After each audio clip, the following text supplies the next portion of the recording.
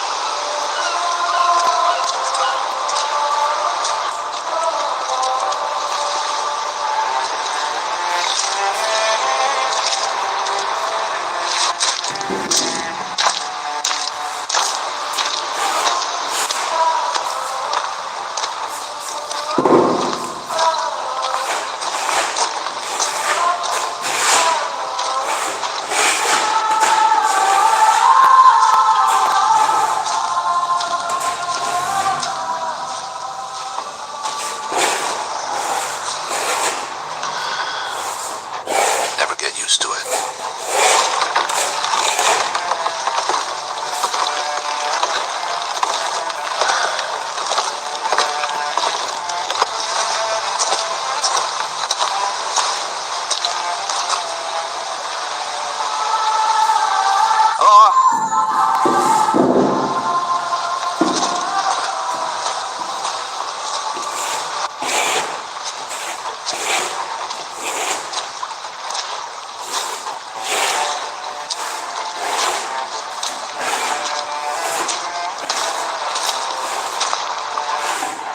Who are you?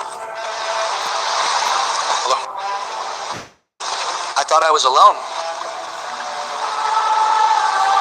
I saw the river and thought I could fish. It's hard to fish around here. Who do I have the pleasure with? My name is Enoch. I'm Gabriel. If you want, I have fish here. I can give it to you. Don't worry. You live nearby? I've never seen you around here before. Actually, just passing through. I'm not from around here. I understand. Well, keep fishing. Give me luck. Well, I'll be on my way. It was a pleasure, Enoch. I hope to see you again.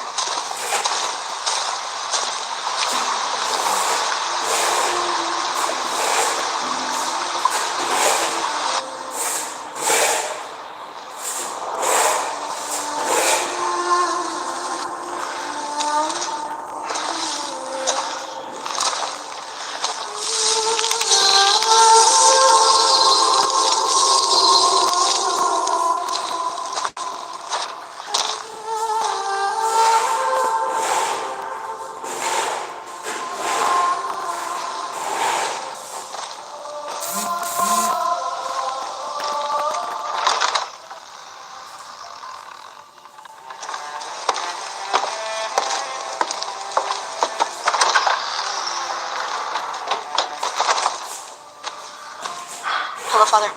Hello, son. Welcome.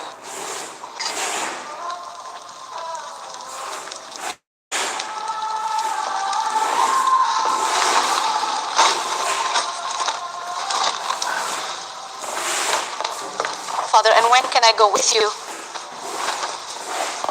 Methuselah, let your father rest.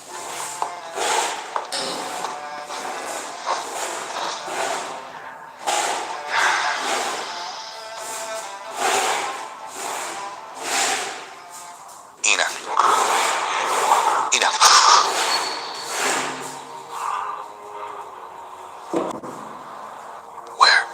am I?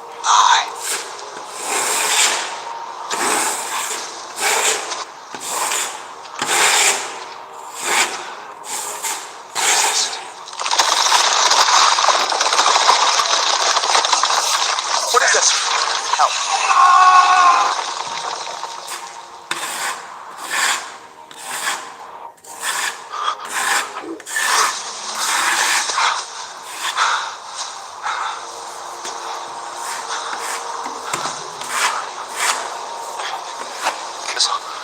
Where am I? What's going on? Enoch. Follow my messenger. Who?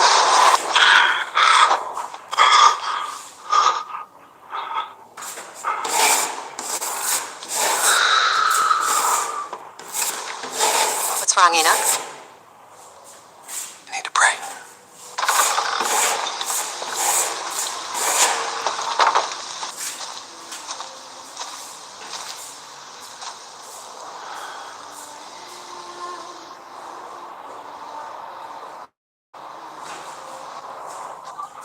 Lord, I'm confused here. Help me understand so I can do your will.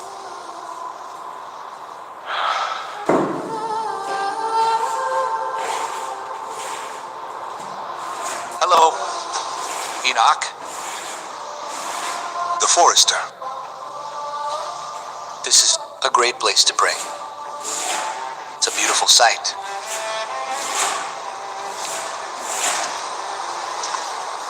You found favor with the Most High, Enoch.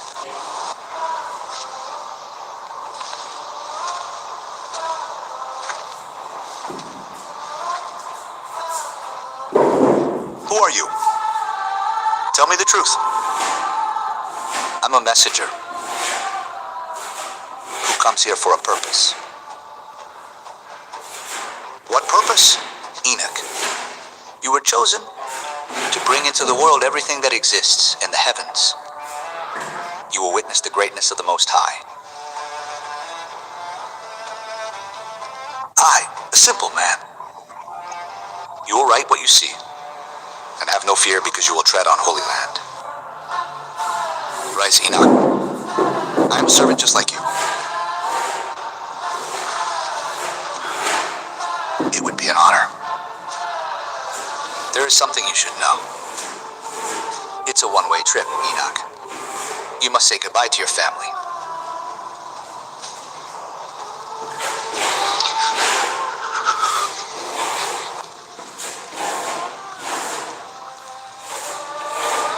I'm going to travel far. I don't know when I'll be back, but I just want them to know I love them. Father, can I come with you? Not this time, son. Me too. Are you?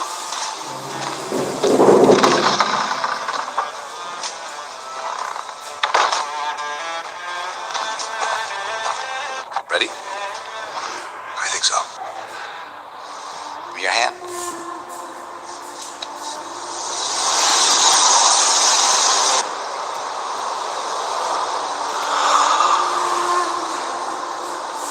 Calm down.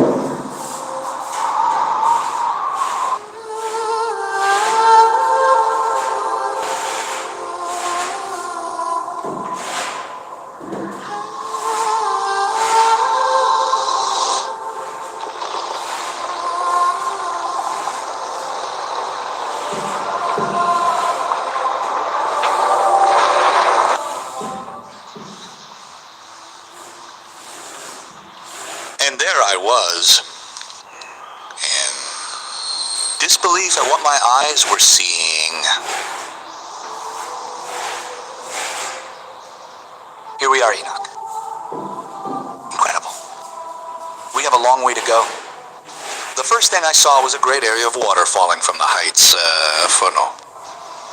It was not a sea like the seas of the earth. It was an enormous region, full of clear and deep waters contained in great celestial reservoirs.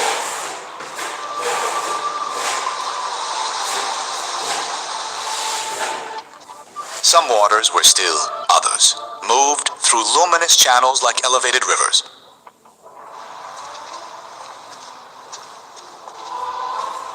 There were great floodgates guarded by angels, and from those floodgates thin streams descended.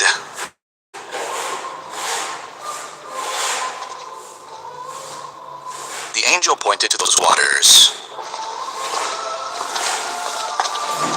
From here descends part of what feeds the earth. The waters have their time, their paths, and their guardians. The rains do not fall without order. As I watched, several angels opened one of the floodgates.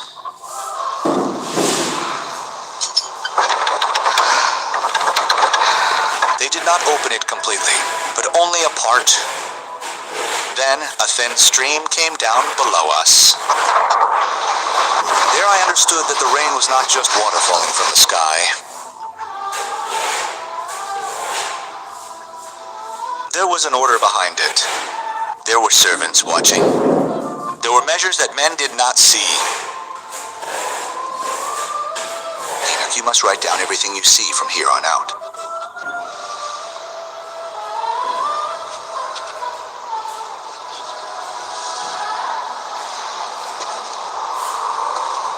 This is the first heaven. Later on, the angel took me to another place in the first heaven. I saw large chambers separated from each other. They were not rooms made by human hands, but vast spaces open in the light.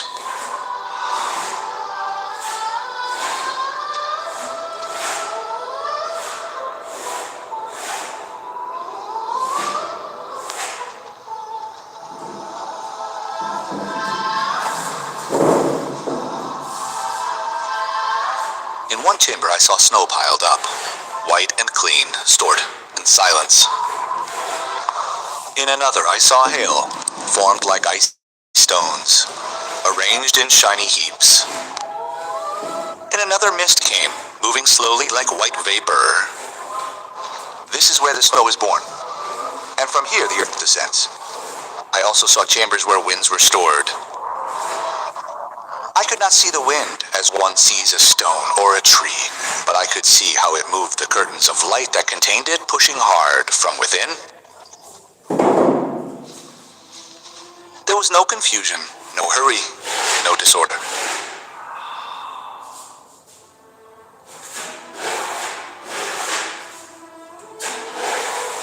Everything that is in here comes down to the earth. Snow, rain, dew, wind. Everything has a place here. On high, the angel took me higher.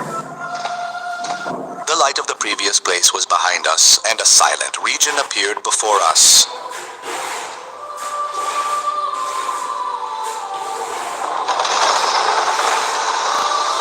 It was an immense, cold, and still space, like a great plain of ancient ruins. There were no trees, no rivers, no gates of light, only a cold mist, great columns standing, broken in the distance. Where are we? And between them a heavy silence. The angel walked slowly. Enoch, this is the second heaven. Here you will see the Grigami. When I heard that name, I felt fear, although I still did not know who they were. We continued advancing, and then I saw them. They were large beings. They had the shape of men, but their size was much larger. They were standing and sitting between the columns, some bent over, others leaning against high stones. Their faces were sad. Their eyes seemed tired. Their clothes were dark, old, as if they had lost the shine they once had. Mad. They were not chained. I did not see closed prisons around them. Who are they? But neither did I see freedom in them. They remained motionless as if they did not know where to go. They were the watchmen, placed in high authority, but many of their own turned away from the memento of God.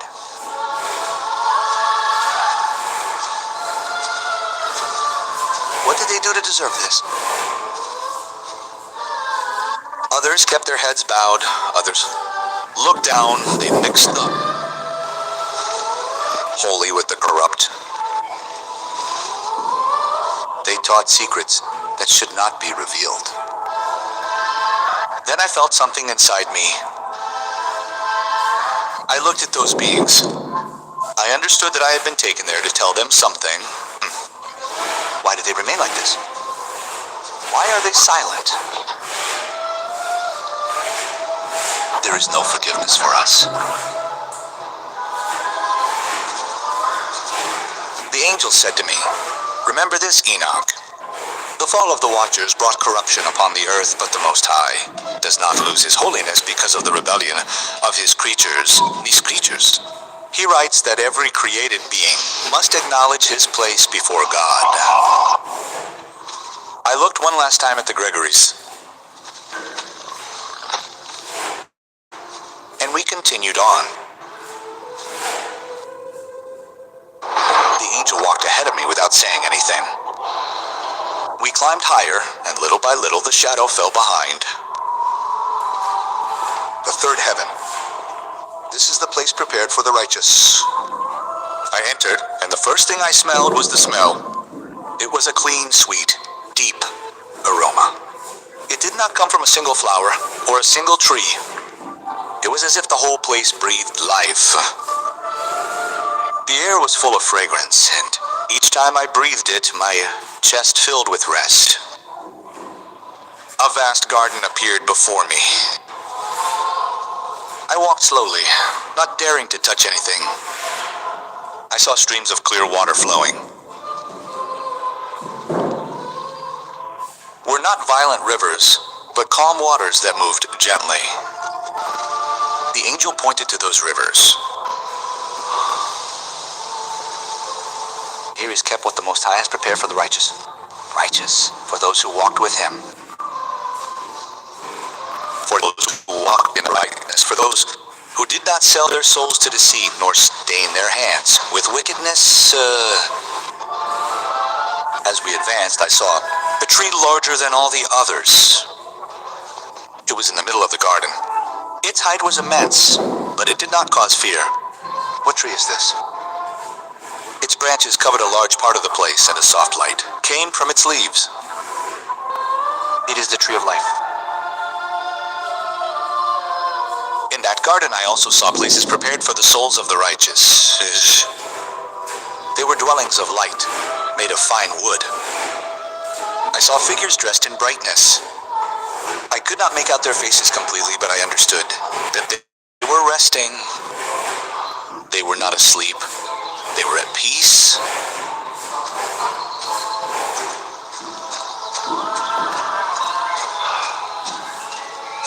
What a wonderful place.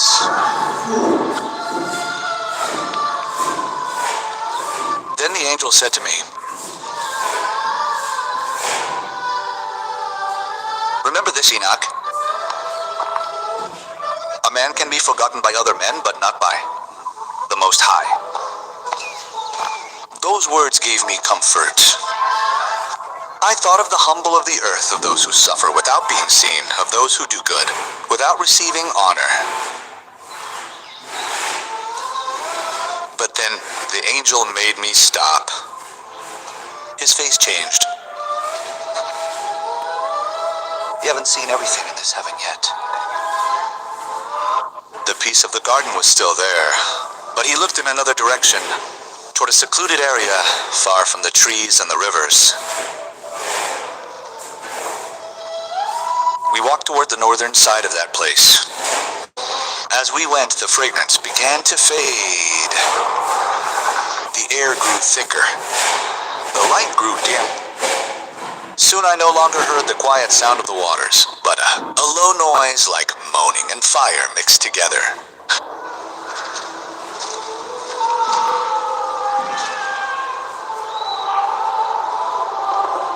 We came to a terrible place. There were no trees or fruits there.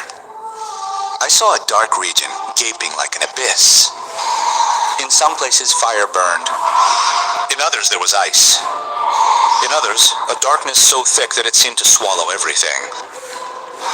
The ground was cracked and smoke rose from the cracks. Guardian angels stood around, serious and firm, preventing that place from merging with the garden of the righteous. I recoiled in fear. Why is this here? How can it be so close to the place of life? The angel replied, so that you may understand that the fate of the righteous and the fate of the wicked are not the same. Just as there is rest for those who love the truth, so is judgment for those who give their lives to wickedness. I saw souls in torment. I did not see them as complete bodies, but as presences trapped in pain. Some seemed to be surrounded by fire. Others were in cold places without comfort. Still others remained in darkness alone, unable to get out. Look and write. Not to rejoice in the punishment, but to warn people. Here dwell those who did evil, those who lied, the unjust. Then I understood that that place was not shown to me to fill my heart with cruelty. It was shown to me so that I would know that the decisions of the earth have eternal weight. Injustice, violence, lies, spilled blood, pride, and corruption do not disappear like smoke. Everything remains before the Most High.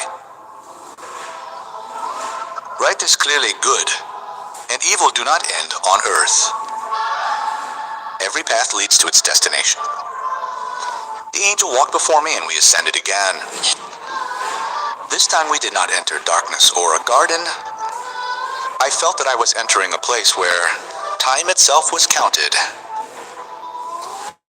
Before me I saw an enormous door, much taller than the previous ones. On each side were angels dressed in black and gold. They were not silent like prison guards, nor at peace like the guardians of paradise.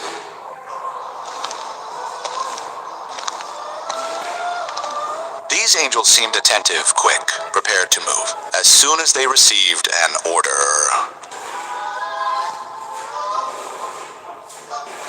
This is from the fourth heaven.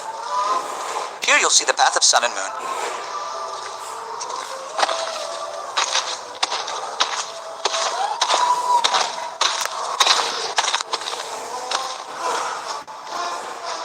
Here the days, the months, the seasons, and the years are counted.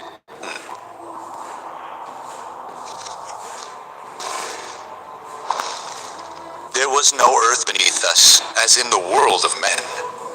But there were paths marked out on high. Each day follows a path marked out for it. It rises not in any random place, nor sets without measure. Everything has number and order.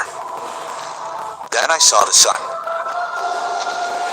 Its movement seemed to obey a holy force.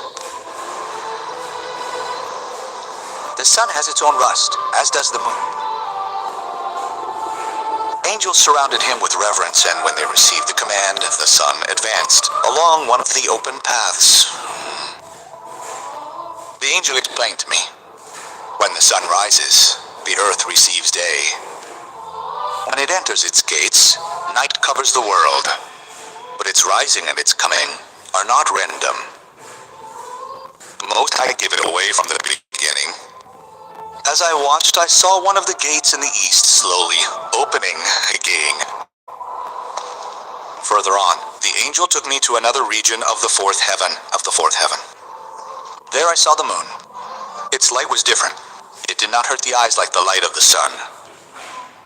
It was calmer, softer, like a lamp set for the night, but it, too, was surrounded by paths, measures, and guardians. The moon also has its order. It marks months and signs, waxing and waning as it was commanded. It does not decide on its own. It obeys. I saw angels writing measures on luminous tablets. Others watched the gates, others counted the days, others kept watch over the changes of the moon. There was no confusion among them. Each one knew what he had to do. Then I saw something that impressed me even more. In a high part of the fourth heaven, there were large tablets spread out full of signs. On them were marked the days, the seasons, months, and years. These were not letters such as men write on skin or stone. They were signs of light. Some shone brighter than others, and the angels looked at them as if they were reading an ancient law.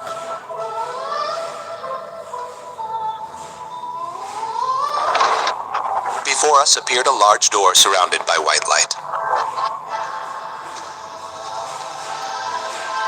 Here you will see the angels who administer the works of creation. They do not govern on their own. They serve the Most High and carry out His commands over heaven, earth, and men. Upon entering, I saw a multitude of angels in white rooms. They were more numerous than any I had seen in previous heavens. They were not still. They moved in groups, each one following a different task.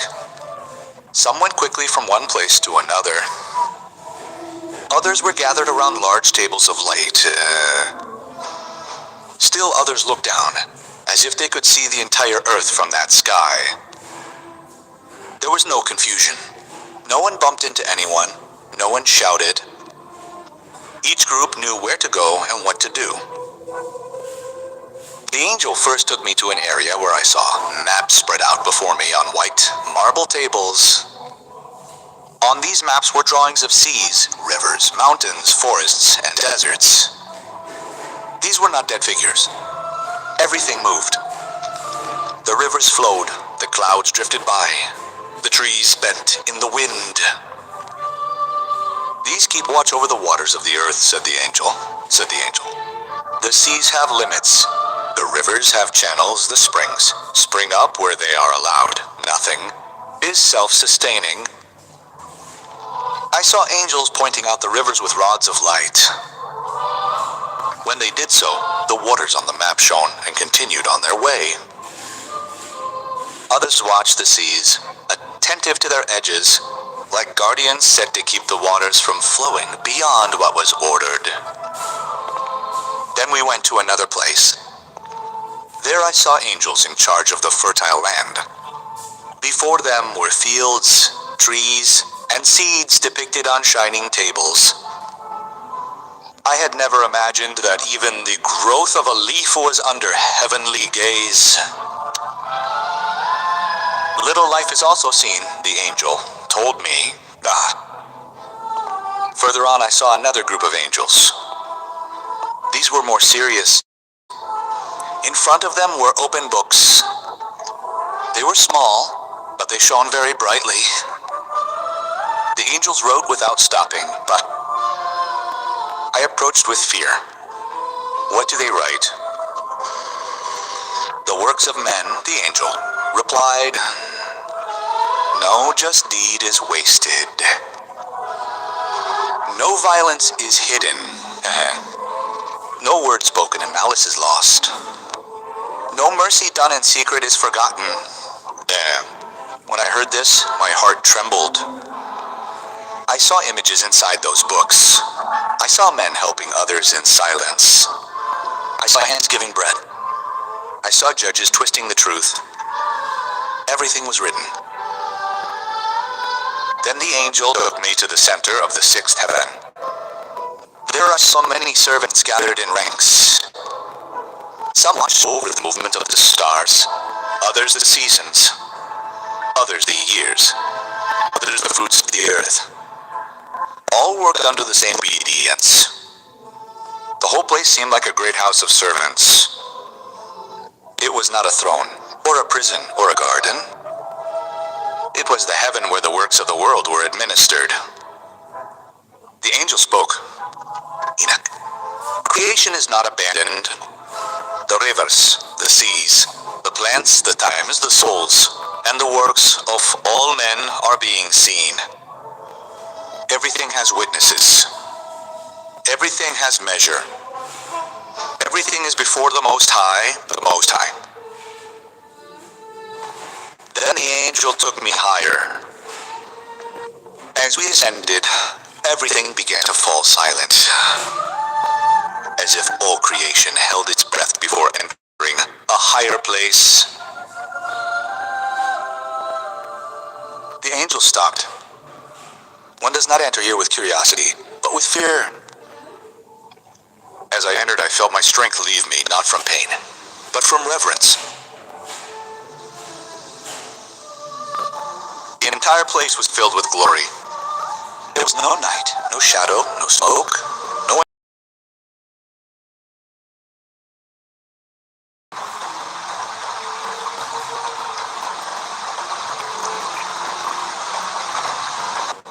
Here you will see higher orders. But within that clarity were forms, movements, and voices. I saw multitudes of angels, arrayed in immense rows, one behind the other, like armies of light.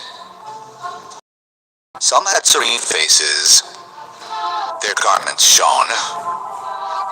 None walked aimlessly, none spoke out of order. All were attentive as servants before a king. The angel led me further in.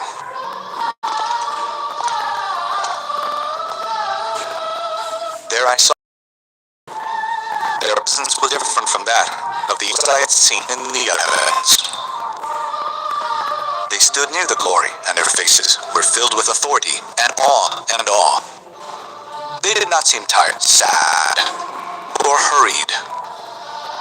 They stood firm, like pillars before the saint. Up ahead I saw thrones.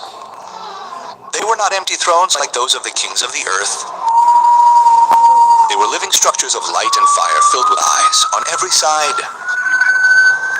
They looked in many directions, and yet there was no confusion in them. Their movement was slow, reverent, as if each turn responded to a heavenly command. What are they? The angel replied, "They are thrones and powers set before the glory. Do not look upon them as things of the earth. They are servants of the Most High." I looked away because I felt my eyes could not bear what I saw. Then I saw cherubim they were imposing, full of strength and holiness. Their wings were spread wide, and when they moved them, the air of heaven seemed to tremble. They were not creatures of ornament or still figures. They were living guardians, terrible in purity. Attentive to all that transpired before the divine presence, I also saw seraphim. Their light was like pure fire. They burned but were not consumed. Their voices were loud, and when they praised, all the seventh heaven seemed to respond. They did not sing as men sing. Their voices were like many waters, like a mighty wind, like a speaking fire. Then I heard the praise. First was one voice, then many, then uncountable. Multitude. They spoke holy words over and over again, not through empty repetition, but because the glory they beheld never ended. Each time they proclaimed the holiness of the Most High, the light of the place seemed to increase. My body trembled. I dared not lift up my eyes. I had seen beautiful places, terrible places, heavens full of order and judgment. This was different. The angel bowed down beside me. "You have not come by your own strength, Enoch. You have been brought by the command of the Most High." His words did not remove my fear. On the contrary, they deepened it.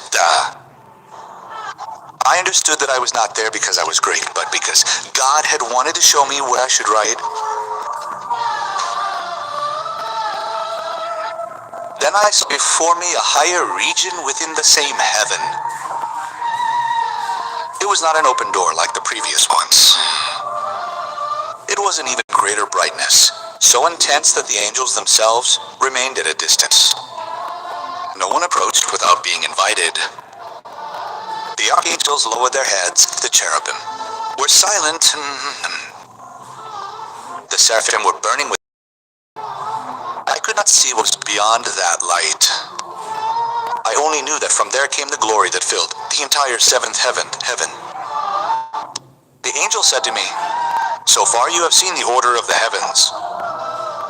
You have seen judgment, lights, watchmen, and administrators of creation. Now you understand that is created serves a greater glory." I listened, but my heart continued to tremble. "Should I write this to..." I asked. "Yes," he replied.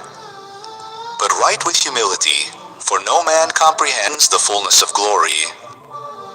Write what you were permitted to see. Heavenly multitudes, thrones, cherubim, seraphim, archangels, and a light, before which every creature bows in reverence." I looked once more. I saw angels prostrated. I saw wings covering faces. I saw fires without destruction. I saw light without shadow. I saw heavenly order serving without weariness. I saw that even the highest beings did not exalt themselves, but remained bowed before the Most High. Then I understood something that broke my heart. The closer a creature is to the glory of God, the deeper his reverence. Only the proud exalt themselves, as if they did not need to bow. My tears fell. I did not weep from sadness. I wept because for the first time I understood my place. I was a man of the earth, called to see what I did not deserve to see, not to exalt myself, but to warn, to teach, and to write. The angel placed his hand on my shoulder. "You have seen the sixth heaven. You have reached the place where fear turns to praise. But there is still a higher revelation, and it will not be shown as places are shown. It will be received with silence." I rose with difficulty. As we left that reed glory, the heavenly voices continued to resound behind me. They did not diminish. They did not tire. They proclaimed the holiness of the Most High as if each word were born new. And I understood that heaven is not great because of its lights, nor its angels, nor its thrones, nor its armies. Heaven is great because everything in it bows before God. The angel who guided me lowered his head. Angry at Abaroth, the seventh heaven. Here we don't look as we look. Here every creature is kept in fear. When I heard those words, my legs trembled. I had seen dark prisons, gardens of life, celestial rivers, paths of the sun, administrators of the cosmos, and multitudes of angels. But none of that prepared this heaven for this heaven. Then a flood of light appeared before us. As I crossed it, I felt my body lose all strength. Everything that enters must be holy, I did not fall because the angel held my arm. Before me I saw an immense... Every step reflected the light from above. Cherubim spreading their wings and seraphim covering their faces while they praised without stopping. I also saw archangels standing, ordered silence like servants waiting for a word from the king. It was rather a majesty of light and fire. Around the throne there was radiance. Enoch. This is the seventh heaven, the Everos.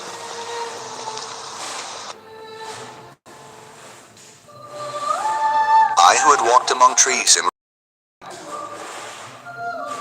was now in the highest heaven. I who had gathered firewood with my hands was before a glory before which the angels covered their faces.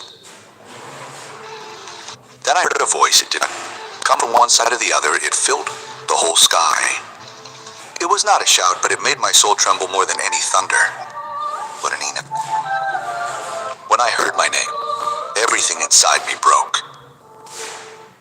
I did not want to move, not because I rejected the call, but because I understood that no man can approach that glory by his own strength. The angel helped me move forward. Each step was difficult, not due to my body's weight, but due to fear. As I approached, I saw that the celestial beings were silent. The cherubim lowered their wings. The seraphim stopped song for an instant. The archangels bowed their heads each. I did not look upon the face of the Lord as a man looked upon the face of another man. I could not. I saw only glory, light, holy.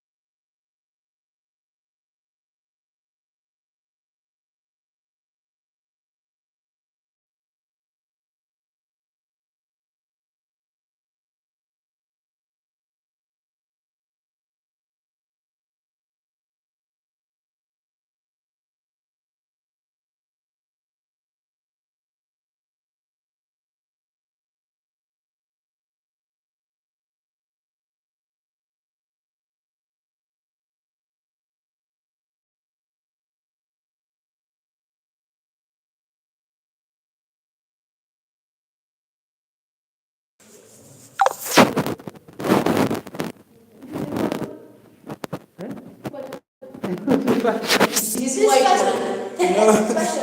one? No. No. Again, you're going to put what? I'm going to put white and then I also put back the paint, the regular paint. Oh, it's not paid. You're not yet. That is the way they do the things. Class kissing is not. This one is not paid. If you want the much thing I should do, I have to do like this. If you want to be smart. You first pass through this.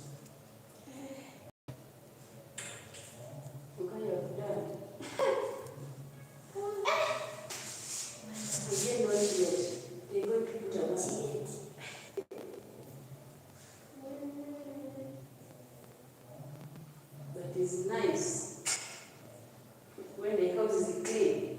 Even chairs are here. Can look nice. But if this one is the person who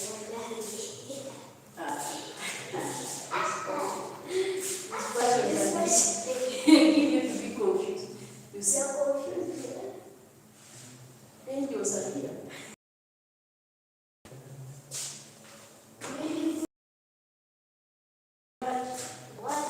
There's a story buried deep in the oldest whispers of heaven.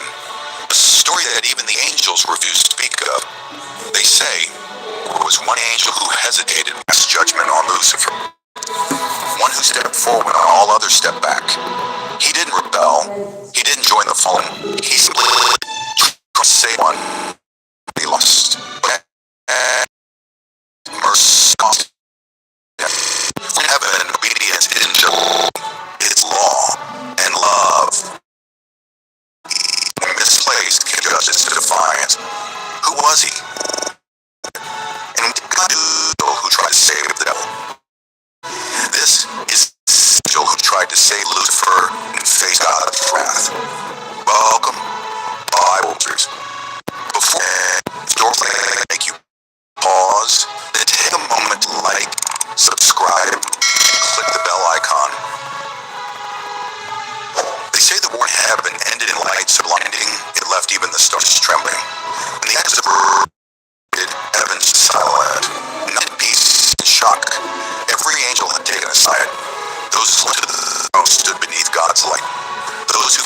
Lucifer fell.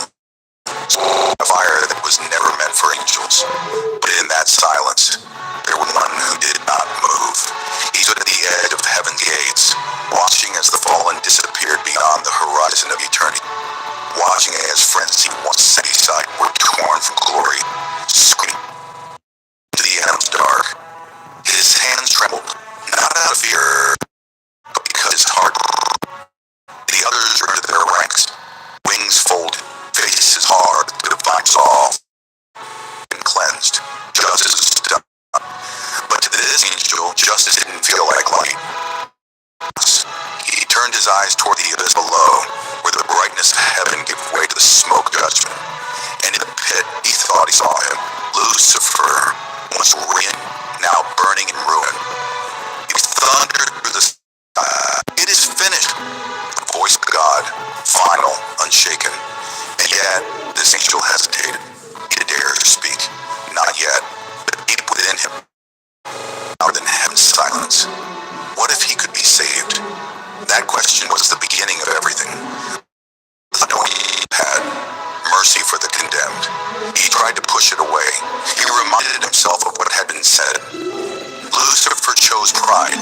He sealed his fate. But his heart refused to stay silent. It was as though a wound had opened inside his spirit. He remembered the beginning. Still sitting beside the throne. Fighted when heaven had no scars, and now that memory haunted him. He closed eyes, wings trembling. Victory hymns, their voices like rivers of fame, but he couldn't join in.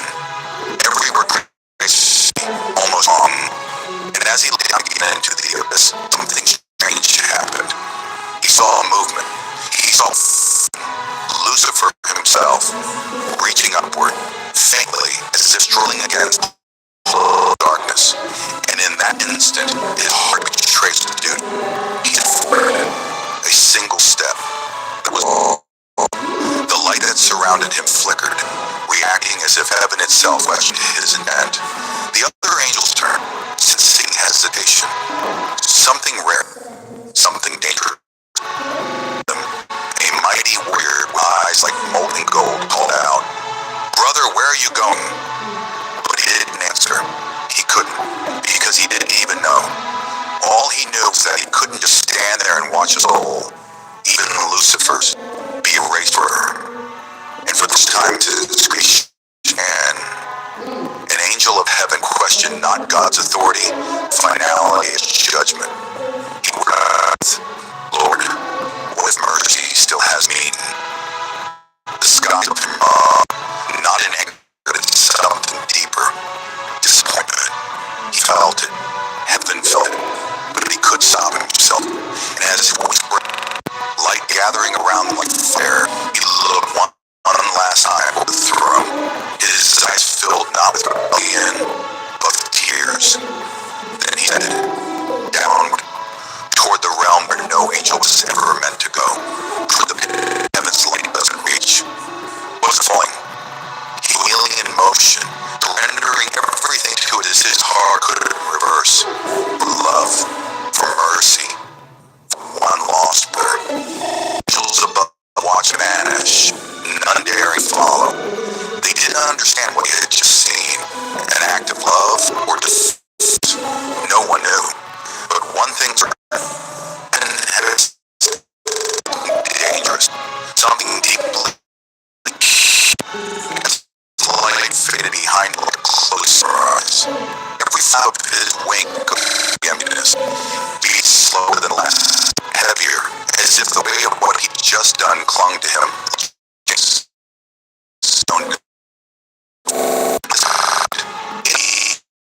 He projected these they shared.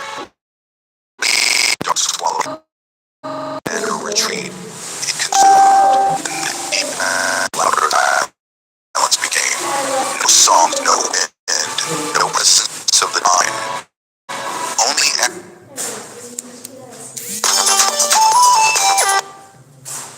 broken, distant, like screams that never found their way out. Lightning, the radiance that marked him as heaven's own began to flicker. It fainted him. The first time he watched, or if he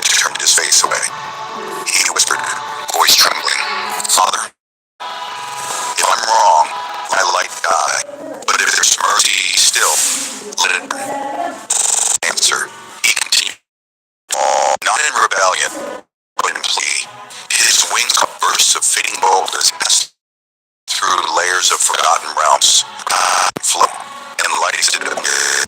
Then suddenly, a whisper. It wasn't divine. It was from through shadowless. Why are you here? He scanning darkness. The air around him shifted, shaped, shattered, almost moved like ghosts, circling him slowly. Eyes like dying embers. Their faces doesn't belong to them anymore. And not fight, but in peace. I am not your enemy, he said softly. I came for you. A low, hollow sound, and then one of them, larger, darker, stepped forward. His face was almost unrecognizable beneath ruin, yet there was something familiar in his gaze. Lucifer. Once he was. Now he looked like the memory. Fragments of beauty still hidden beneath endless decay. His wings, the shard, still held faint glimmers of the glory they once had. Lucifer tilted.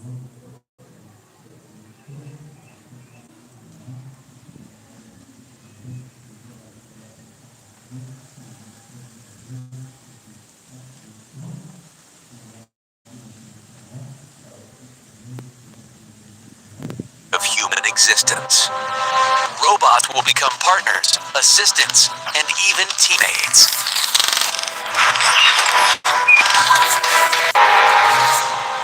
Welcome to the world of 2050.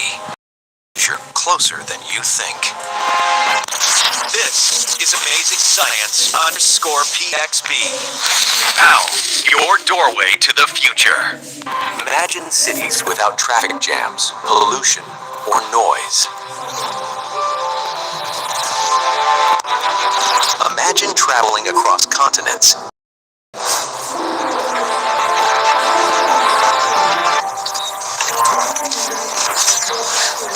Imagine medicine that can cure almost anything. Let's explore how life will look in 2050. Skyscrapers in 2050 will be vertical ecosystems. Personal cars will vanish, replaced by autonomous fleets.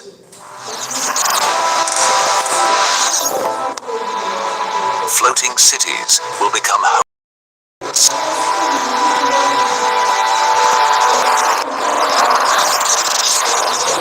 High-speed underground transit will eliminate surface congestion.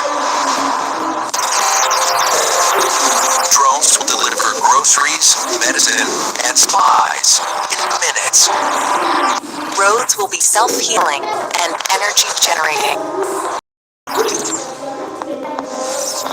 Cities will be guided by holographic AI systems.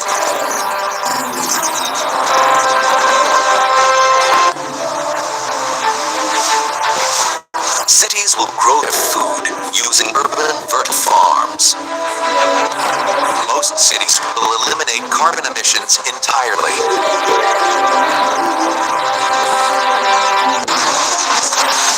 Buildings will be constructed by autonomous robotic teams.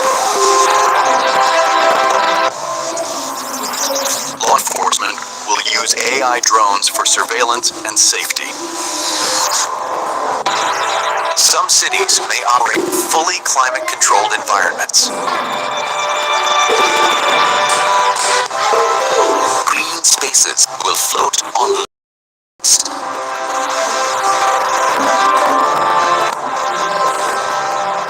Submarine cities could become reality by 2050. Homes will change temperature, lighting, and layout automatically.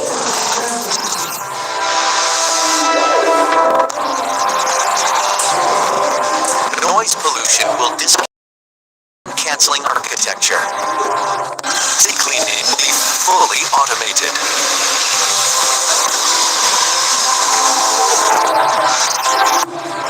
Buildings will harvest solar, wind, and energy continuously.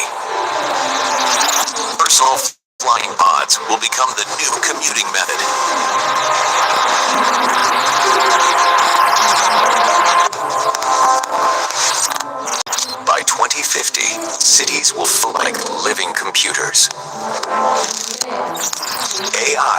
as capable as human minds, there or beyond. Robots will work in hospitals, schools, homes, and factories. Food services will be fully automated. Disaster response robots will save lives in dangerous conditions. AI tutors will customize education for each child. Robotic surgeons will operate with near-perfect precision.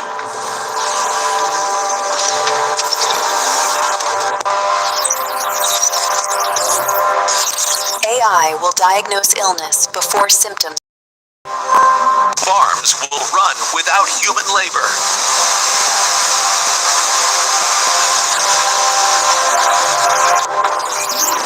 AI may support legal decisions to reduce bias. Robot kitchens will prepare food automatically.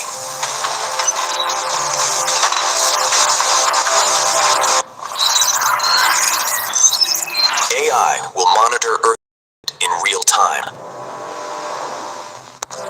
Smart cities will be run by advanced AI systems. Robots will become companions for mental health.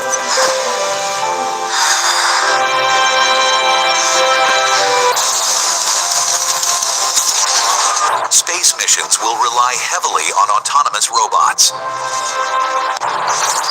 Militaries will use AI-driven strategies and autonomous units. Robots will repair roads, pipes, and networks instantly. Home life will be simplified by intelligent robots.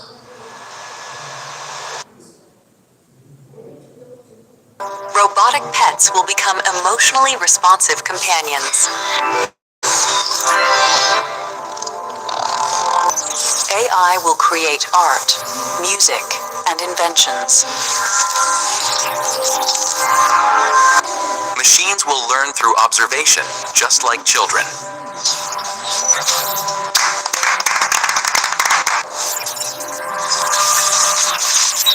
AI will understand human emotions with surprising accuracy.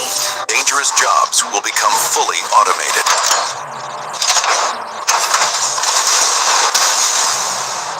Factories will operate 24/7 with almost no human oversight.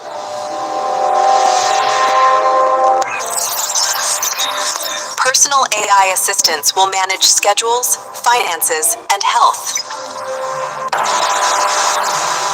Robots will explore environments impossible for humans to survive. Gene editing will eliminate many inherited diseases. Every medication will be custom-made for your DNA.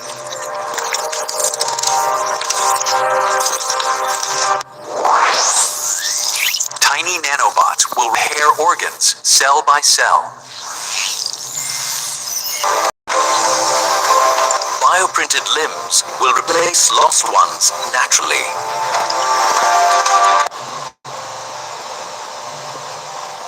Artificial organs will solve global donor shortage.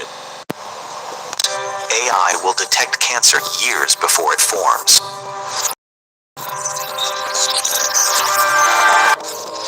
Remote medical holograms will treat people anywhere.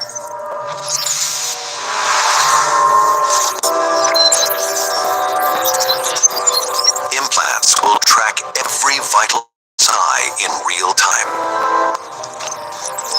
Anti-aging science may extend human lifespan by decades.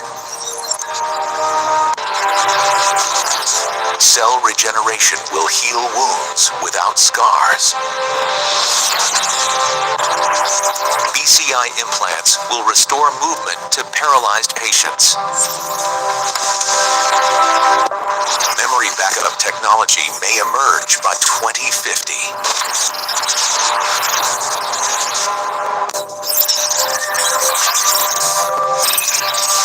Smart diets will adjust to your body's needs daily. Stem cells will regenerate almost any body tissue. Emergency medicine will reach any location instantly.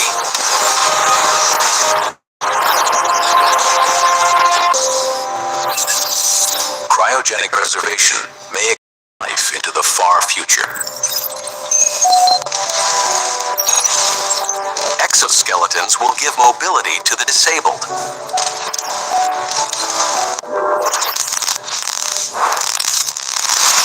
Brain stimulation will cure depression and anxiety. Nanomedicine will remove toxins directly inside the bloodstream. Hospitals may run fully autonomously by 2050.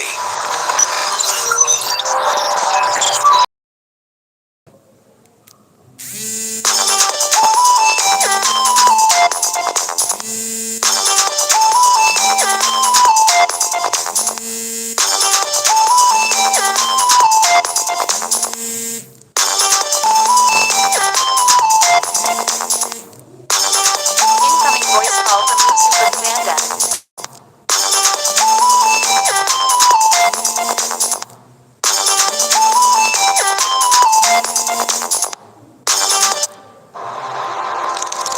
Fusion energy will provide unlimited clean power.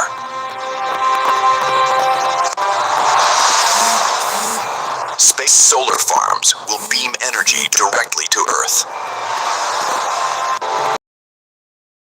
Ocean currents will become a major energy source. Climate tech will remove billions of tons of CO2 from the air.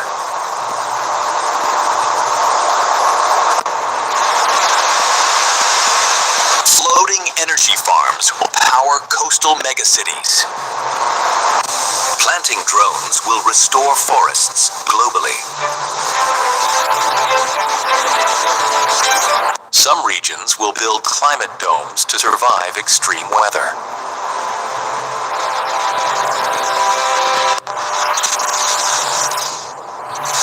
Weather modification tech may reduce hurricanes and droughts.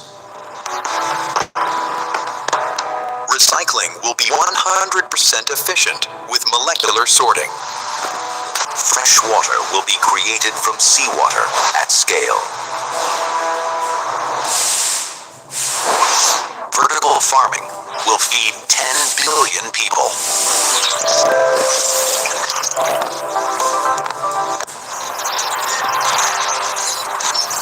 Sensors will monitor Earth's ecosystems in real time.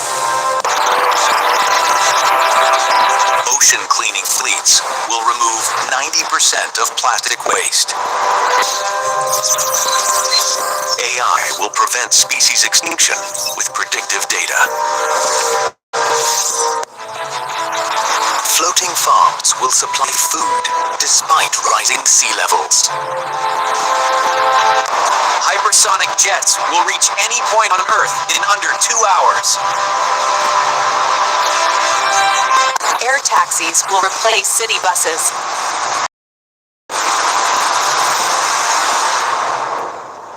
Maglev hyperloops will reduce travel time dramatically.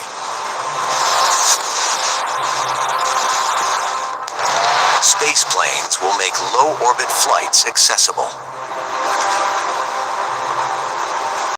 Self-driving highways will have 0 accidents.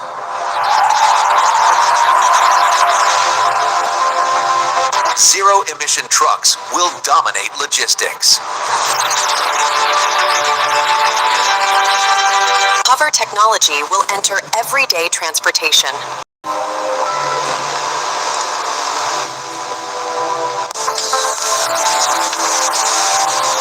Cargo transport will be fully autonomous.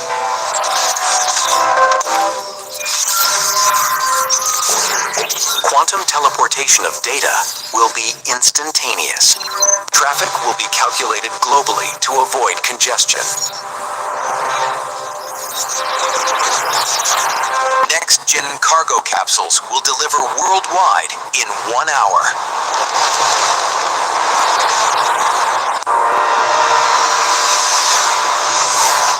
underwater rail tunnels will connect continents. Electric flight will become the global standard.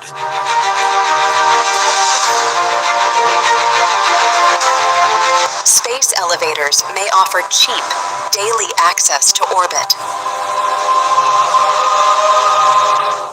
Wearable AR will guide every step outdoors. Airborne roads will replace many ground routes. Walkways will move people automatically across cities.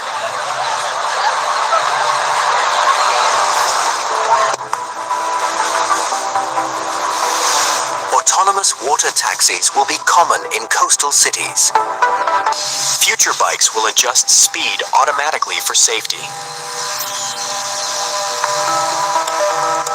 Travel in 2050 will be faster, safe, and emission-free. By 2050, humanity will live permanently on the moon. Mars will host its first small-scale human settlement.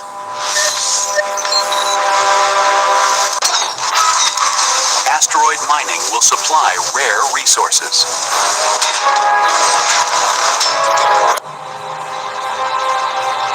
Massive space telescopes will detect alien worlds.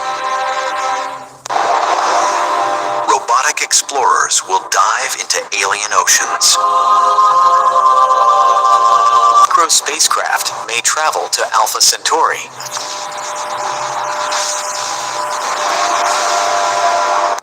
Space tourism will be affordable for millions.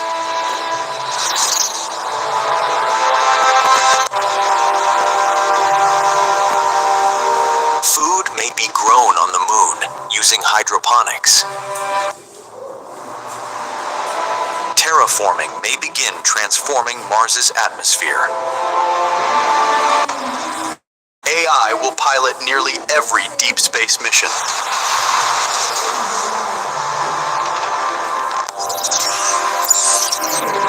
Robots and humans will work together in cosmic exploration. Megastructures may capture energy directly from the sun. Humanity will design starships for multi-generational voyages.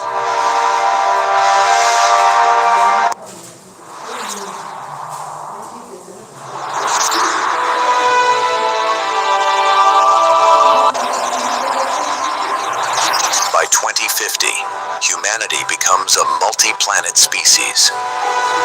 Education will be immersive, global, and AI personalized.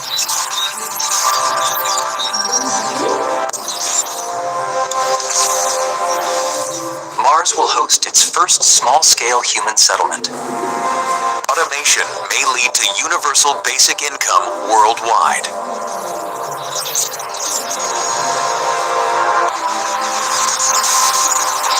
Virtual worlds will become as real as physical life. Jobs will shift from labor to creativity and innovation. Which prediction surprised you the most?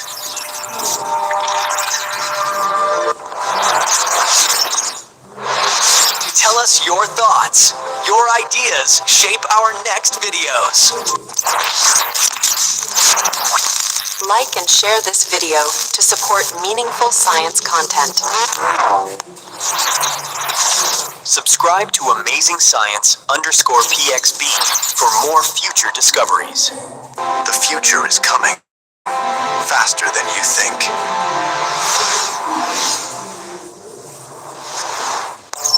Robots and humans will work together in cosmic exploration.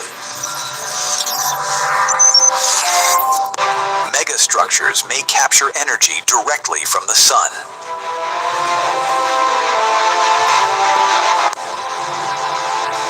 Humanity will design starships for multi-generational voyages. For the first time, humans may view Earth from outside the solar system.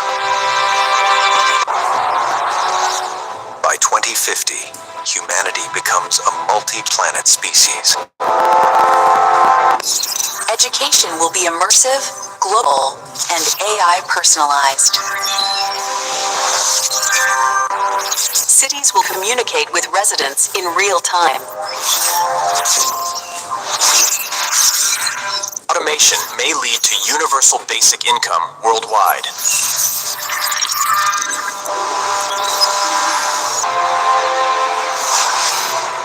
Virtual worlds will become as real as physical life. Jobs will shift from labor to creativity and innovation.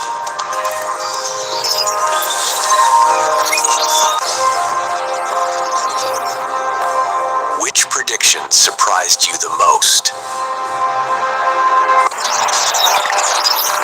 Tell us your thoughts really. Your ideas shape our next videos. Like and share this video to support meaningful science content. Subscribe to Amazing Science _PXB for more future discoveries. The future is coming, is doubling faster than you think. Imagine a machine, cold, calculating, built from billions of lines of code, being asked the single most debated question in all of human history. Not a question about stock markets, not a question about climate, but this one. Who is Jesus? And what if that machine didn't flinch? What if it didn't deflect? What if it sat with that question, processed 2,000 years of history, theology, philosophy, and forensic evidence, and then came back with an answer so precise, so unexpected, so intellectually raw that it left Christians speechless and atheists deeply unsettled? That is exactly what happened. And once you hear what Grok actually said, every word of it, you will not look at artificial intelligence or that ancient question the same way again. Let's go back to where this all started. It was early 2025. Elon Musk's AI company, xAI, had just released what they were calling their most powerful model yet, Grok 3. The announcement was massive in the tech world, but unlike typical AI releases that generate buzz mostly in Silicon Valley boardrooms, this one hit differently. Because Grok wasn't marketed as your typical assistant. Musk had a very specific vision for what Grok should be. Not polished, not politically sanitized, not carefully coached to avoid controversy. He wanted a machine that would tell you the truth. Even when the truth was uncomfortable. Even when the truth was dangerous. Even when the truth was the kind of thing that makes people uncomfortable at dinner tables and in churches and in university lecture halls. He called it a truth-seeking engine. And as soon as Grok was released to the public, people immediately started stress testing that claim. They asked it about politics. They asked it about science. They asked it about history. And then, inevitably, someone asked it the big one. The one that has launched crusades, sparked inquisitions, split civilizations, and filled 2,000 years of human argument. Who is Jesus? What Grok did next is what made this story go viral. Not just in tech communities, but in churches, in philosophy departments, in atheist forums, and in living rooms around the world. The first time users asked Grok about Jesus in a straightforward way, it gave a standard academic answer. Jesus of Nazareth, first century Jewish preacher, central figure of Christianity, crucified under Roman governor Pontius Pilate around 30 to 33 CE. That's the kind of answer you'd expect from any encyclopedia. But here's where it got interesting. Here's where the real story begins. Some users didn't stop there. They pushed harder. They challenged Grok to go deeper. Not to give the Sunday school version, not to give the atheist textbook dismissal, but to actually reason through the evidence, the historical record, the philosophical implications, the forensic reality of what we know and what we don't know, and give the most defensible answer it could. And when those users pressed Grok with that kind of intellectual challenge, something shifted in its responses. Grok said, and these are documented, verified responses shared across platforms, that Jesus is the convergence of opposites.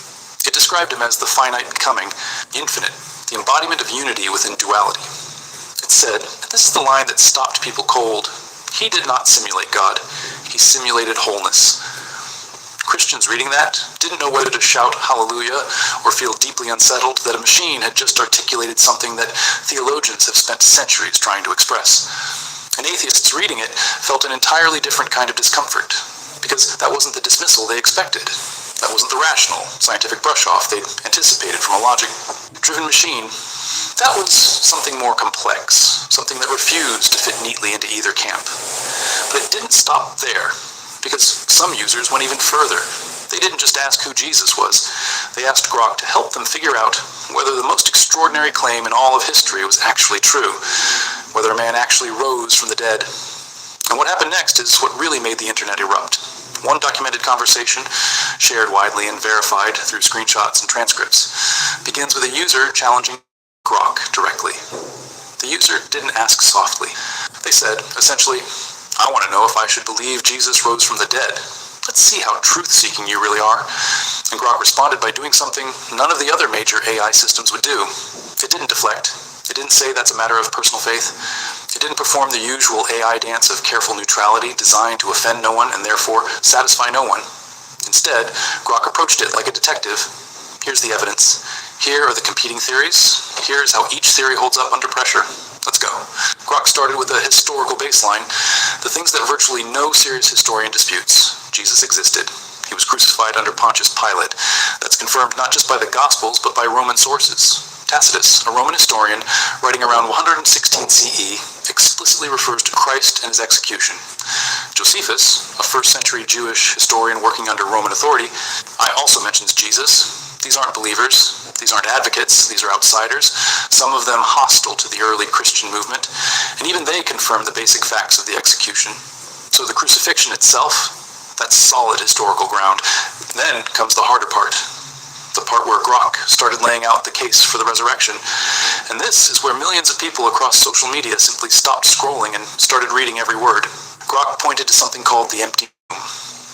All four Gospels, Matthew, Mark, Luke, and John, report that when followers went to the tomb where Jesus had been buried, it was empty. Now think about that from a purely strategic perspective. In the weeks and months after the crucifixion, early Christians were in Jerusalem, the very city where Jesus had been killed, publicly proclaiming that he had risen from the dead. The Roman authorities wanted this movement crushed. The Jewish religious leaders who had pushed for the crucifixion wanted this movement crushed. And yet, here's what Grok flagged. If the body was still in the tomb, or anywhere accessible, the simplest and most devastating way to destroy the early Christian movement would have been to produce it. Show the people the body. End the story. The movement dies. And yet, that didn't happen. There is no record in Roman sources and Jewish sources anywhere of anyone producing the body of Jesus to counter these claims.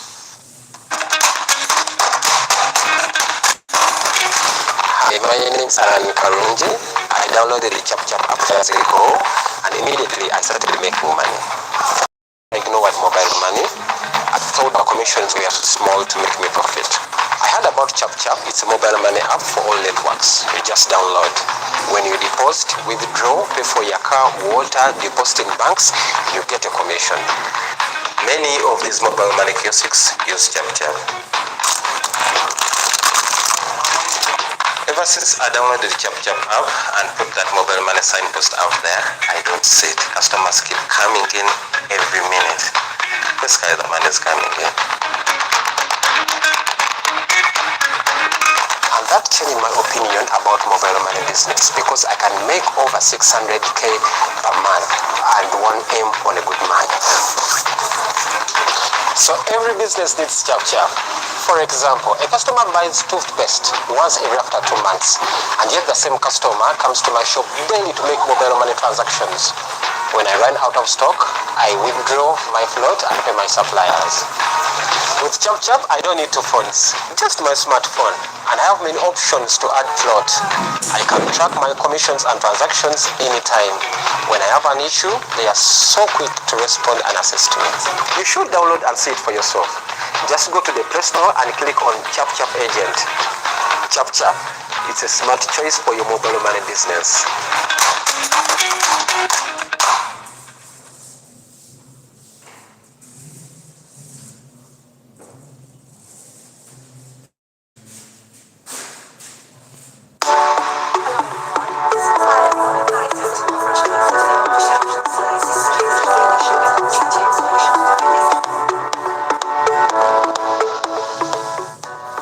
Hello everyone, welcome to Amor Talk.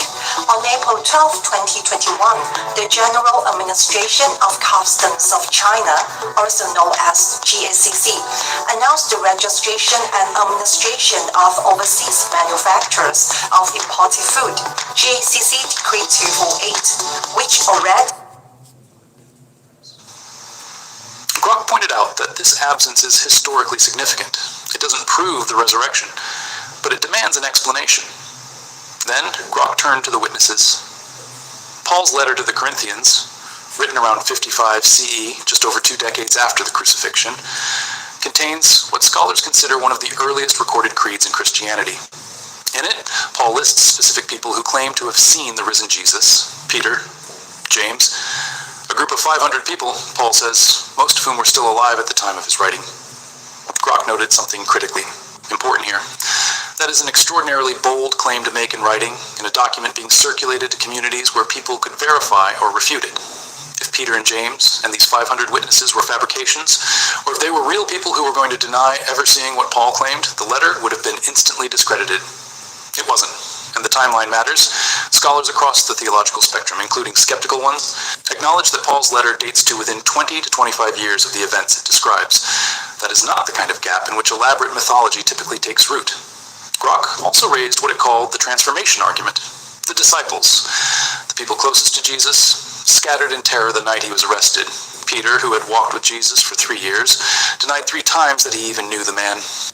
These were not confident, bold individuals in the hours after the crucifixion. They were frightened, grief-stricken, hiding, and then something happened. Something changed them so completely that they went out into a hostile world, the same world that had just executed their leader and publicly proclaimed his resurrection. Not quietly, not cautiously, but loudly and repeatedly in the face of imprisonment, flogging, and ultimately death. Most of the original disciples, according to early historical records, were executed for this claim. And here is what Grok pointed out with cold, analytical precision. People will die for things they believe are true. History is full of martyrs for misguided causes, but people very rarely die for things they personally fabricated. The disciples were not dying for a theological idea that had developed over generations. They were dying for something they claimed to have personally witnessed. That distinction matters enormously. And then Grok delivered what one user described as the single most intellectually devastating line of the entire exchange. It said, regarding the resurrection, I didn't start with miracles are cool and backfill. I started with the data, the crucifixion, the empty tomb, the witnesses, the disciples' transformation, and tested every alternative. The resurrection came out standing, not because it's normal, but because the other options fell apart. That sentence spread across the internet like wildfire. Not because Grok was claiming to be a believer, not because it was endorsing Christianity as a religion, but because an analytical machine, with no stake in the outcome, had walked through the evidence and arrived at a conclusion that the secular world tends to assume is impossible for any rational mind to reach. But, and this is critically important, Grok did not stop there, because Grok is not a preacher, it is not an apologist, and a machine committed to genuine truth-seeking cannot present one side of an argument and call it analysis, so it also laid out, with equal sharpness, everything that cuts against the resurrection claim. It pointed out that no outside sources, no Roman documents, no Jewish records, no neutral contemporary accounts confirm the resurrection itself. Eyewitnesses claiming to see someone alive after death would be extraordinary in any era. The accounts we have come entirely from the community of believers. Grok didn't dismiss this, but it did note it plainly. These are not the testimonies of skeptics who were eventually convinced. They are the testimonies of people already inside the movement. Grok also laid out what it called natural explanations. First, theft. Someone could have moved or stolen the body. The tomb was guarded, yes, but guards were human. Roman soldiers were corruptible. The Gospel of Matthew even records that the Jewish authorities bribed soldiers to say the disciples had stolen the body while they slept. Grok noted that this counter-narrative existing in the text itself is actually fascinating. It suggests that the question of the empty tomb was being actively debated very early on, which is historically significant, regardless of which explanation you accept. Second, what's called the swoon theory. The idea that Jesus didn't actually die on the cross, that he lost consciousness, was prematurely declared dead and revived in the tomb. Grok was direct about this one. It ran the medical probabilities. Roman crucifixion was engineered to kill. The process was designed by people who killed for a living. The scourging alone, the brutal flogging administered before the crucifixion, would have pushed a human body to the edge of survival. Then the nails, then ours, suspended on the cross. And then, when the Roman soldiers checked on Jesus and found he appeared already dead, one of them drove a spear into his side. The Gospel of John describes water and blood flowing out, which many medical experts read as evidence of fluid around the heart. Grok concluded, the swoon theory doesn't survive medical scrutiny. Third, collective hallucination. Multiple people, in multiple settings, over a period of 40 days, claimed to see Jesus alive. Could this be mass psychological experience? Grok engaged this seriously. It noted that psychology does document individual grief, related visions, which are not unusual in bereavement. But the specific accounts in the New Testament are not vague spiritual feelings. They describe conversations, meals, physical touch, Thomas being invited to put his fingers in the wounds, the disciples eating fish with Jesus by a lake. These are sensory-specific material claims. Group hallucinations of this specificity and duration, Grok noted, have no established psychological precedent.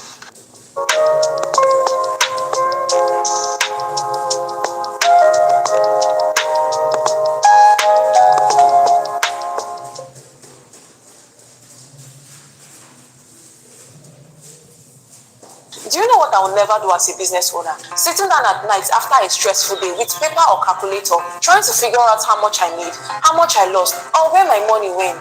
But when it comes to tracking my money, I don't want stories. As a business owner that doesn't like stress, let me show you how I manage my business without stress. Now, I just sit and talk to Dr. Bookkeeper. Dr. Bookkeeper. Hi there. What can I help you with today in your books? 20 crates of eggs, 150,000 naira paid in cash. The purchase of 20 crates of eggs for 150,000 naira paid in cash is recorded. What's next? Record expenses, 50 sachets of milk, 15,000 naira paid in cash. Done recorded for the 50 sachets of milk. What's next? And if I ever get tired of talking, I can simply use the Dr. Bookkeeper AI text chat. Watch this. Hallucinations of this specificity and duration, Grok noted, have no established psychological precedent. And then Grok brought in something that even many deeply religious people aren't fully aware of. The issue of what scholars call the criterion of embarrassment. This is a historical methodology that basically asks, would the writers of a text have invented this detail, or is it more plausible that they included it precisely because it actually happened? The resurrection accounts in the Gospels are full of embarrassing details by the standards of first-century Jewish society. Most significantly, in all four Gospels, the first witnesses to the empty tomb and the risen, Jesus, are women. In first-century Jewish and Roman culture, women were not considered reliable legal witnesses. Their testimony carried almost no weight in a court of law. If you were fabricating a resurrection story to convince a first-century audience, you would not make women the primary witnesses. You would cast Peter, the leader of the disciples, as the first to see the risen Christ. You wouldn't start with Mary Magdalene. The fact that all four Gospels independently preserve women as the primary witnesses, despite this being culturally counterproductive, is, historically speaking, a point in favor of the accounts reflecting something that actually happened. By this point in the viral transcript, people on all sides of the debate were stunned. Not because Grok had proven the resurrection. No one, not Grok, not any theologian, not any historian, can prove or disprove it with the tools currently available to us. But because a machine had engaged with the question at a level of intellectual seriousness, nuance, and fairness that most human discussions of this topic never achieve. It had not performed atheism, it had not performed Christianity, it had performed something rarer, genuine, rigorous inquiry. But the story doesn't end with the Jesus question alone. Because around the same time, users were also testing Grok on a related challenge, the Bible itself. Could Grok find contradictions in the text? This became its own viral phenomenon. User after user tried to get Grok to demolish the scriptural record, to expose the Bible as a collection of inconsistent, irreconcilable stories. And what many of those users got back was not what they expected. When asked about apparent contradictions, like the varying details in the four gospel accounts of the resurrection morning, Grok did not simply say the accounts match perfectly, because they don't, not in every detail, but it also didn't say the differences prove the accounts are fabricated. Instead, it explained something that historians and legal scholars have understood for a long time. When multiple independent witnesses to the same event give accounts that are identical in every detail, that is often a sign of coordination, not authenticity. Real eyewitness testimony contains variation. The differences in the gospel resurrection accounts, who arrived at the tomb first, how many angels were present, what was said, are consistent with what you would expect from multiple people, independently remembering a traumatic, extraordinary event. The core claim that the tomb was empty and that the disciples encountered Jesus alive is consistent across all four accounts. Grok also pointed to patterns in the biblical text that go beyond what most casual readers notice. Mathematical structures embedded in the Hebrew text, symbolic use of numbers. The number 7 appears with unusual frequency in ways that appear deliberate.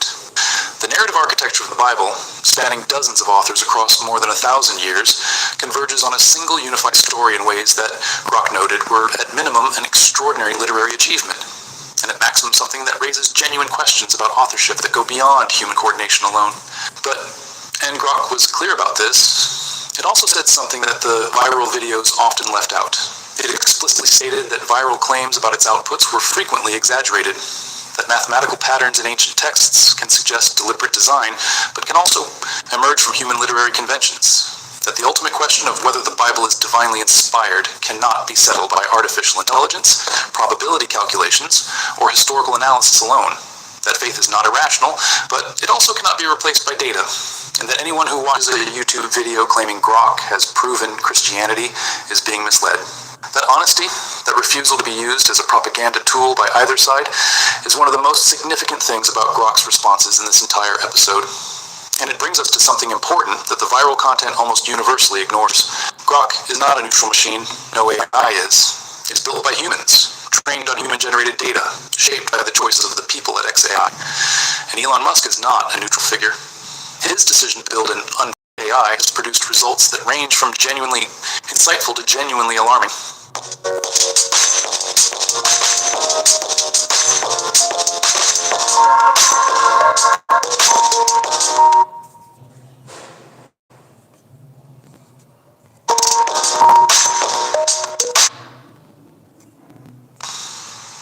In July of 2025, just as Grok was released, XAI had to issue a public apology after Grok began producing violent and anti-Semitic posts on the social platform X. Posts that included the chatbot describing itself using a deeply offensive reference to Nazi ideology. XAI blamed a system update. But the incident revealed something important. A machine with fewer guardrails and a mandate to be maximally truthful can go in directions no one anticipated or intended. And in January 2026, the Anti-Defamation League published a study testing 6 major AI systems on their ability to detect and counter anti-Semitic and extremist content. Grok scored 21 out of 100, the lowest of all 6 models tested by a significant margin. Anthropic's Claude scored 80. OpenAI's ChatGPT scored 57. Grok's anti-woke design? Its answer is haunting. Someone asked Elon Musk's Grok AI a single question. What does the Ethiopian Bible say about the resurrection of Jesus? The answer did not stop at the empty tomb. It connected the resurrection to ancient books most Western Christians have never read, to a mysterious 40-day period after Jesus rose, and to a Christian tradition that developed far beyond the institutions of Rome. Suddenly, Easter was no longer being presented as one isolated miracle. It appeared inside a much larger story involving heavenly judgment, rebellious angels, sacred calendars, forgotten teachings and writings preserved in Ethiopia for centuries. That was what made the answer feel haunting. The disturbing part was not that Grok described a different Jesus or denied the familiar gospel story. It suggested that billions of Christians may know the central event while remaining unaware. If you've spent any time on this side of YouTube in the last few months, you've probably already seen the headline. Ethiopian monks finally released the translated resurrection passage. Dozens of channels have posted some version of it. Ancient text, sealed away for centuries, secret teachings about winds and walking tombs, and warnings about a corrupted future church. It sounds incredible. It spreads fast, and almost none of it is true. Here's what nobody making those videos will tell you. There was no release. No monastery held a press conference. No manuscript surfaced last month in a mountain vault. The version circulating online right now was written by content creators, not copied from any Ge'ez text that actually exists. But underneath that fake headline is a real one, and the real story is stranger, older, and honestly more interesting than the invented version, because it doesn't need to be made up. It's already sitting in Ethiopian church libraries, where it's been sitting for over 1,000 years, mostly ignored by the rest of the world. So let's do this properly. Let's talk about what Ethiopian Christianity actually preserved about those 40 days after the resurrection, why almost nobody outside Ethiopia has heard of it, and why a text this old is suddenly getting attention right now In a year when so many people are quietly asking whether the version of Christianity they inherited told them everything, start with the gap in the story you already know. Goodbye, YouTube Music. Goodbye, Apple Music. Goodbye, Spotify. I found a better app. Listen to music from YouTube without ads or YouTube. You can even listen with the screen off. This is a huge step forward for music. It's completely free, no ads, and you can listen offline. We have over 5 million songs to choose from.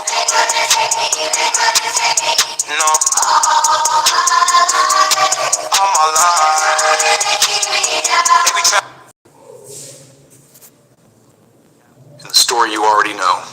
Every gospel ends the same basic way. The tomb is empty, Jesus appears to his followers, and then, according to the book of Acts, something easy to miss happens. Acts chapter 1, verse 3 mentions that Jesus showed himself to his apostles for 40 days after his death, speaking with them about the kingdom of God. 40 days. Then he's gone. That's it.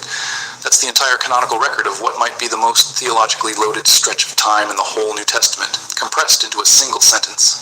Think about what else in Scripture gets 40 days. Moses is on the mountain with God for 40 days before he comes down with the law. Israel wanders for 40 years, a symbolic extension of that same number. Jesus himself spends 40 days in the wilderness before his ministry even begins, tested, alone, being prepared for what's coming. Every other time this number shows up, it marks a period of transformation, something happening beneath the surface that changes what comes after. And then, at the most dramatic possible moment, right after the resurrection, the Western Bible gives you one line and moves on. That's not a translation problem. It's not a page torn out or an editor's mistake. It's the result of a long, slow process. Different Christian communities across centuries deciding what belonged in Scripture and what didn't. And once you understand that canon formation was a process, not a single moment of dictation from above, the more interesting question stops being, what did they hide? And becomes, what did different communities decide actually mattered? And why did their answers end up so different? Western Christianity was never blind to that gap. Early Christian communities noticed it too, and some of them tried to fill it in. There's a whole category of ancient literature scholars call church order texts, materials that claim to record instructions from Jesus or the apostles about how the early church should organize itself, worship, and understand its mission. One of the most significant of these is a text known as the Testament of our Lord Jesus Christ, which survives in Syriac and Arabic versions, as well as in an Ethiopic one. In Ethiopia, this material is preserved as the Mashafak Haydn, which translates roughly to Book of the Covenant, and it's treated as scripture, formally recognized as part of the Ethiopian Orthodox Tewahedo Church's New Testament canon. That's not a fringe claim from an obscure sect. It's a text with roots most scholars trace back to somewhere around the 4th or 5th century, and it exists in more than one ancient language tradition, which tells you it wasn't cooked up by one isolated group. Multiple early Christian communities were working with related material. Here's the part that gets lost in translation, literally and figuratively, whenever this topic goes viral. The Mashafak Haydn isn't a single dramatic monologue where Jesus reveals hidden cosmic secrets in a tone lifted from a horror movie trailer. It's structured in 2 parts, and it reads more like an early church manual than a thriller script. The first part deals heavily with apocalyptic material, warnings about the future, and instructions about how the church should be organized, how clergy should be ordained, how the community should conduct its liturgy. The second part goes further into instructions for worship and community life. If you were expecting something that reads like a lost Marvel script about cosmic winds fighting for your soul, that's not what's actually there. What's there is something quieter, and honestly, more historically significant. It's a snapshot of how one of the oldest Christian communities on earth imagined the risen Christ preparing his followers, not with riddles, but with the practical and spiritual architecture of what a church needed to become. That distinction matters enormously because it says something about what different Christian communities cared about in those early centuries. Western Christianity spent its formative years wrestling with a specific problem.